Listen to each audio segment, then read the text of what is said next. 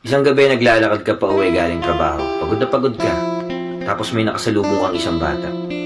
Namumukhaan mo yung bata. Hindi mo lang maalala kung saan mo siya nakita. Lumapit siya sa'yo. Tapos ang sabi niya, ang layo na nang narating mo.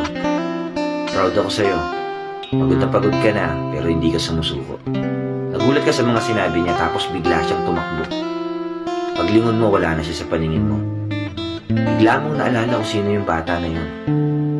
Ikaw pala yon 20 years ago. Pinapaalala niya lang sa'yo na magpatuloy ka lang. Minsan hanap tayo ng hanap ng motivation at inspirasyon.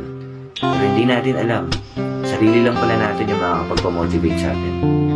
Paano kung makita mo talaga yung batang ikaw? Ano kayang sasabihin niya sa'yo? O ano kaya yung sasabihin mo sa kanya? Maging proud kaya kayo sa isa't isa.